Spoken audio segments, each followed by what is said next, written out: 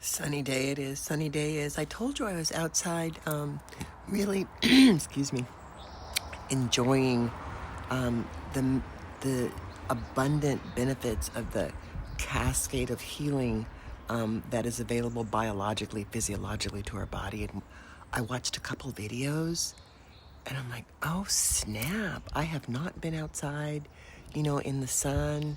Well, there hasn't been any sun, but this domino effect of healing benefits on the most minute level in our cells, our mitochondria, happen regardless of whether there's bright sun out like today, which is my preference, but even when it's like overcast. So this is like my third day, and I've been sleeping a lot better, like really restful sleep. I have my cocoa at nighttime, and I put a little MSM and glycine in it, but nonetheless, I've been sleeping really good, and that's like a blessing for me. So, on this equinox time and Passover and the Easter thing, I'm pretty, what would I say? Not really into any of the religiosity about Easter, and in fact, I found myself yesterday, and this is the what I want to share with all of you because it's so cool. When we can catch our own reflection, and when we can really allow ourselves to benefit, evolve, and grow from just being present, with ourselves. And you've heard of like accountability partner. Well, I don't know if that's like such a thing for me, but I had this idea of a rhythm buddy. A rhythm buddy. I mean, you could be your own rhythm buddy. Catching your rhythm, rhyme, and reason for the reflections that you're holding, for the beliefs that you have, for the thoughts that are coming through to you. And then hold that reflective mirror back on yourself. That's why I say you can be your own reflective buddy. But that's something that I offer when I mentor others, is I'm like your reflective buddy. I get you to really get your own rhythm, rhyme, and flow and reason. That's what I do. I mean, it's a little bit interesting being a teacher in this time, because it's not about the knowledge. I got a lot of knowledge about a lot of different systems and ways of being. But it really is about how I have allowed that knowledge to move through me and elevate me, how I've been in the process. I mean, that's like the new teaching, and we're all teachers at some point. We're all sharing some essence, some nugget of wisdom that, we find really valuable. I mean, that's kind of what I mean by saying that we're the ripple.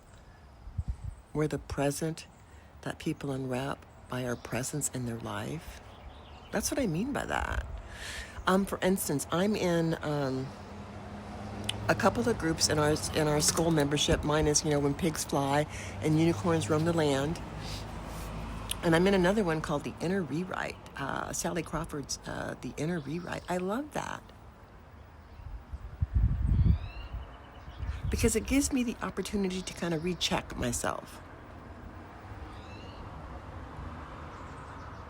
I totally understand some of the principles of the universe, but I, too, have been into the carrot dangling, following, gaining certificates and via certain knowledge so that I could validate, confirm myself. And while that's okay,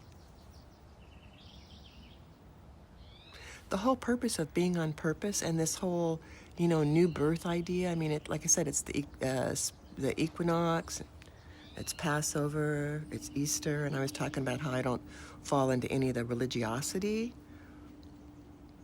But in terms of catching your own reflection, I'm my own, rhythm and flow buddy. But in the Inner Rewrite, the question today, or the question for us to look at, this week was, how do you know, something like this, how do you know it's your real voice? I was a Course in Miracles student, so, I learned about the voice of the Holy Spirit, the voice of the eagle. I spent a whole year or so in that course of study. So I started to make make an ally of both my voices, but that more quiet voice that I would hear, voice of the Holy Spirit. I like that. It works for me. It's the higher self, my higher self. So I thought, that's kind of a BS thing. I got it handled. I know how to do that. But then do I? Let's take what shows up with like the Easter and the religiosity. I remember going to church, when I was little. We went to church, and I got like a new outfit for Easter, so pretty, with the, little black patent leather Mary Janes and the lacy dress, and got my hairs done. It was, great. And I remember one time when I was a little girl going into Sunday school on Easter, and there was a young kid sitting, outside on the steps. And as I go up, I like looked at him and said, like, so why aren't you going inside? And all I remember is he had this really cool, vintage, it'd be vintagey now, suede kind of bomber jacket on. But then that was just standard attire. And he said, I don't have a new outfit to wear. I don't have a new outfit to wear. So to me, I got to say, fast forward, I'm 69 now. I was probably like, 8 or 9 back then. I still feel like Easter's about a new outfit, an Easter bunny, and Easter basket. And there's nothing wrong with that. I love some chocolate-covered eggs. But the point of this actually is, I got a lot of religiosity and snobbery around other people, that honor the Easter and the Passover, and all of that, the resurrection of Christ. I don't think that's really what it's about. But I asked George, because he grew up in the Mormon faith, and he's always said that he had a good time, with that. He didn't have any religiosity, and that's what I loved about him. But nonetheless, I said, so what do you think that, Easter's about? And he was saying about the resurrection of Christ, and then he said some other stuff, and I go, but now the Easter bunny, where'd all that stuff come from? He goes, I don't know, that's crazy. We all grew up with it, right? Easter egg hunt and all that, and it was fun. Until you found that Easter egg like I did one time. That Easter egg that I found one time, that, was like 6 months later. Oh my gosh. The 6 months later egg, not a good thing. So I'm sitting out here this morning, reflecting. I love to reflect. And that's what that question that was put to the group. How do you know it's your real you, And I'm like, when you meet it, when you have a discussion, when you make a choice to agree or disagree, when you bring up your thoughts, whatever they are, the good, bad, ugly, and all in between, when you bring up your thoughts, the good, bad, ugly, and all in between, and you look at them, like you're in a conference room. And you embrace to erase. You meet all of them. You talk with them. And so what came up for me is like, well, what's an acronym for Passover? What is Passover? That means like what? You just pass over something? Like you can jump over a puddle? There's a Passover. Or you're sitting on a bench and watching the passers-by? Or, a little more aggressively, when you're on the freeway and you let some guy that's honking pass you by, or they put their foot on the gas pedal and they hurry up and pass by. So that's definitely a Passover, right?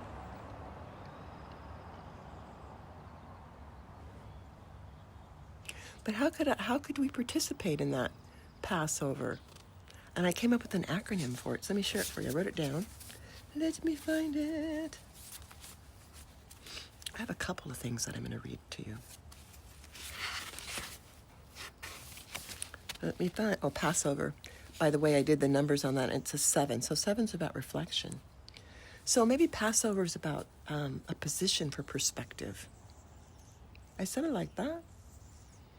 And then being able to align with what's happening now, what's in front of your face, what kind of things are going on that you need to pay attention to. And then the S, because there's 2 S's, so you want to situate yourself somewhere. That used to be called compartmentalizing. And, if that works for you, then go for that. But because I'm a highly reflective person, I'm like, okay, so let's meet you where you're at. Let's situate you somewhere. Okay, I say to myself. So you don't like that. That makes me feel like I'm not being paid attention to. Okay. Well, that's where you're situating yourself. You're looking at yourself from that vantage point. And then you go and have a discussion. Okay, well, you can either own that you are that way and just be okay with it, and that in itself is, situating yourself for a solution. So that's the second S. So like, situate yourself somewhere, decide where you're at with that particular topic, that thought that's coming through for you, and then salute your solution. Salute your solution. That's the second S. Regardless of what your choice is, salute your solution to choose, to look at it. And then observe what's obsolete. Observe what's obsolete. Like, well, I used to kind of feel that way about that. And there's a part of me that still does feel that way about that. But when I breathe in and just be with it, it doesn't really matter. So while that, by the way, this is called discipline. While that thought may come up, because it's default mode, I'm just aware that it may come up for me. And that's good enough. I like it. So I observe that some things are obsolete. And then vacate that stance. That's like that choice thing. Ooh, look at those wrinkles. Then you want to vacate that stance. You want to go ahead and just let that go. I'm fond of saying, let that go like water off duck's back. It kind of rolls off their back.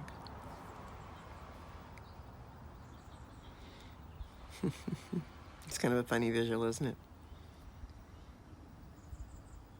Be waterproof. That's some good stuff. Be waterproof. And then engage your rebirth. Engage your rebirth. Feel what it's like to be free of that. Or feel what it's like to have chosen that and just be okay with that. That's what I mean. So Passover, that was a lot, wasn't it? Passover, it's a 7. Position yourself for a perspective and then align with what you see now, and then situate that, what you see now, somewhere, decide what your perspective is, and then salute your solution. Like, you're looking at it and you're choosing to either, transmute it or not, or to leave it the same, but to be aware that it's there, that knocks on your door sometimes too when you see that person or you hear that word. That's called a trigger, right? And observe the obsolete. Like, you've chosen to look at that, and once you look at that, that's the ripple effect. It's no longer the same, even though you have entrained your brain and, your mind's eye, right, and your dialogue to feel like it's the same. It's not. It's never the same. It's just you holding on to that. And that's the point of the rebirth that's offered by Passover. Isn't that interesting? So observe what's obsolete and vacate that stance, meaning choose and then act as if. Here's the discipline. When that thought comes, you're like, you're okay. But, we've decided we're not doing that. I mean, that's actually where EFT comes in for me when I share that with people in the membership and others that I mentor. I love to show you how to erase that from your nervous system, because that's just default mode. That thought of being triggered when you were little or wherever that came from, that story is lodged somewhere in your cells. That's why I'm saying it's so important now to really honor the biology and the physiology of what the sun does for our marvelous temple. So that's what I'm doing. That's why I'm sharing it with you. And then to not make things, complicated, like they're simple. Let me make sure I finish this, because I have another acronym for simple that my friend Sandy posted on Facebook. There's so many teachings and ways to integrate our own wisdom by being part of community, not separate from it. And that's where I used to be a lot. Like, oh, they're religious, they're Christian, oh, I put the cross up, I don't want any part of it. But, I was just as spiritually bigoted as anybody else. Pfft, you don't think my way, so, you don't know. And that's kind of how the whole spiritual metaphysical community has been co-opted, right? None of that shit is real. But again, it is. But it is a perspective by which we Notice that. The Passover that we allow ourselves to be reborn with the old scripts and contracts that we've held and we still feel liable for. We can all be like Donald Trump and go bankrupt and start over again. Oh, I don't do religious, but I just slipped in there. All right, so vacate that stance, engage the rebirth. And then I wanted to share something about simple. Simple, because my friend Sandy, like I said on Facebook, said something about keep life simple, and it's true. You know, and I know Sandy's probably like, 70 and I'm 69. So after a while, it's just, it's just maturity. If you want to call it spiritual maturity, that's good. It's both. Whatever label you put on it, the level of awareness. And so she posted this cute little pictures because she always does that. And then there was Betty Boop, and I love a Betty Boop. I got some Betty Boop stuff. But then there was something about just keep life simple. And I thought, yeah, that's true. And I came up with an acronym for simple. Simple. Speak it, multiply passions, love everything. Simple. Speak it, multiply passions, love everything. So keep it simple, right? I used to be in Narcotics Anonymous, when I had a challenge with the drugs. Keep it simple, stupid, right? KISS. Keep it simple, stupid. Keep it simple, Sally. Keep it stable and safe. Yeah. I believe I'm always safe. I'm always protected, blessed. And may you be blessed with the wisdom that is laid before you to integrate it and let more blossom up inside of you. Happy Passover, happy spring equinox, happy Easter, happy life. May you be blessed with a happy life.